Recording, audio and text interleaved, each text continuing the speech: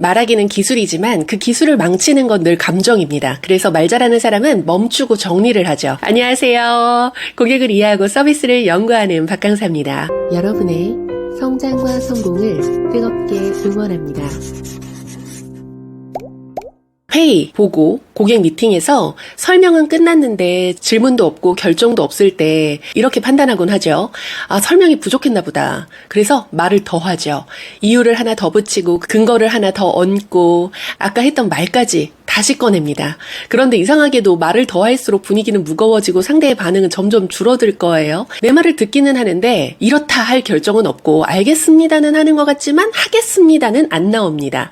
이럴 때 문제는 논리가 아닙니다. 감정이죠. 자꾸 말을 또 하고 또 하는 건 설득이 안 될까봐, 거절당할까봐 올라온 불안, 그 감정이 말을 멈추지 못하게 만드는 거거든요. 말이 길어질 때를 한번 생각해 보세요. 이 안건이 안 받아들여질까봐 불안할 때, 거절당할까봐 초조할 때, 고객을 꼭 설득시켜야 한다라고 압박을 느낄 때, 상대가 이해를 못해서가 아니라 내가 불안했기 때문입니다. 사실 이 불안을 숨기기는 어려워요. 말의 내용보다 속도에서 먼저 드러나고요. 톤에서 먼저 느껴지고 리듬에서 먼저 감지됩니다. 상대는 논리를 듣기도 전에 왜 이렇게 급하지? 왜 이렇게 몰아붙이지? 이 감정을 먼저 느끼거든요.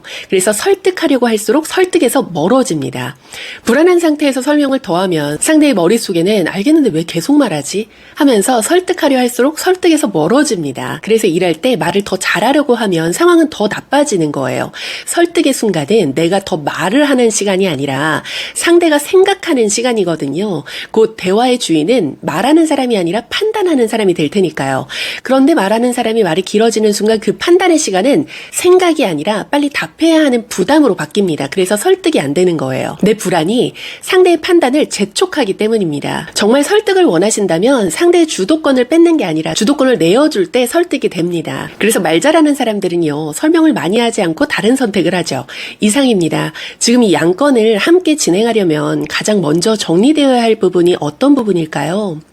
설명을 마치겠습니다. 결정을 위해서 저희가 더 보완해야 할 지점이 있다면 어떤 부분일까요? 혹시 이 안건에 대해서 우려되는 지점 한 가지만이라도 말씀해 주실 수 있으실까요? 느낌 오셨나요? 내 불안을 채우기 위한 설명을 멈추고 상대가 생각을 시작하게끔 만드는 질문을 던지는 겁니다. 설득은 내가 더 말할 때 시작되지 않고요. 상대가 말을 시작하는 순간 그때부터 시작되는 거거든요. 상대를 이기는 대화가 아니라 같이 일할 기준을 만드는 과정. 그래서 말을 멈추는 건 포기하라는 게 아니라 결정의 기준과 책임을 상대에게 정확히 넘기는 행동입니다. 그런데 또 문제는 이 감정이 설득을 할 때보다 더 위험하게 튀어나오는 순간이 있어요. 바로 내가 설명하는 사람이 아니라 요청을 받는 사람일 때입니다. 특히 난감한 요청을 받는 순간 우리는 설득할 때보다 훨씬 더 빨리 감정부터 말로 내보냅니다. 설득 상황에서 불안이 설명 과잉으로 나타나서 말이 길어진 거라면 난감한 요청을 받는 순간 같은 불안은 제가요?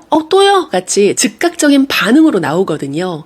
난감한 요청을 받는 순간 느낀 당황, 부담, 피로감이 정리되지 않은 채 말로 바로 튀어나오는 상태, 이걸 감정 누출이라고 합니다. 감정 누출은 정리되지 않은 감정이 의사표현보다 먼저 노출되는 상태를 말하는데요. 감정을 그렇다고 숨기라는 의미도 아닙니다. 상대방은 사실 상황 설명보다 감정 신호를 먼저 받아들이기 때문에 일하기 싫은 건가? 협조할 의지가 없는 건가? 내 의도와 상관없이 평가가 돼버립니다. 함께 일하기 힘든 사람들의 특징을 보면 감정을 잘 느낀다라는 것이 아니라 그 감정을 업무 기준으로 정리하지 않고 바로 반응해버릴 때입니다. 일을 어떻게 조정할지, 어떤 기준이 필요한지 말해주지 않는 순간 협업은 멈춥니다. 반대로 함께 일하고 싶게 만드는 사람들은요, 감정을 참아버리지도 않고요, 그대로 쏟아내지도 않습니다. 설득 상황에서 말을 멈췄던 것처럼 요청을 받는 순간에도 감정을 함께 멈춥니다. 그리고 그 감정을 일이 되게 바꾸죠. 그 방법은 상황을 말하고 감정을 설명하고 요청을 제시하는 겁니다.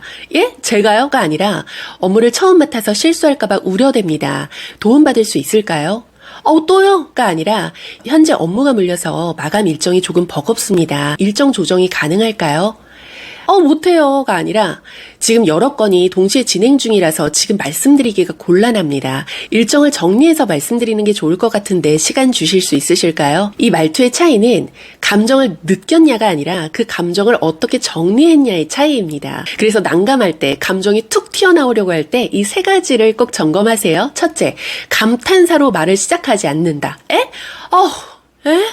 같은 내용을 말하기도 전에 이미 감정 상태가 먼저 노출되는 순간 상대는 설명보다 태도를 먼저 해석합니다. 둘째, 감정은 평가가 아니라 리스크로 설명합니다. 짜증나요, 힘들어요는 개인의 감정의 평가지만 실수 위험이 우려됩니다. 완성도가 떨어질까 걱정됩니다. 이것은 업무 판단의 언어죠.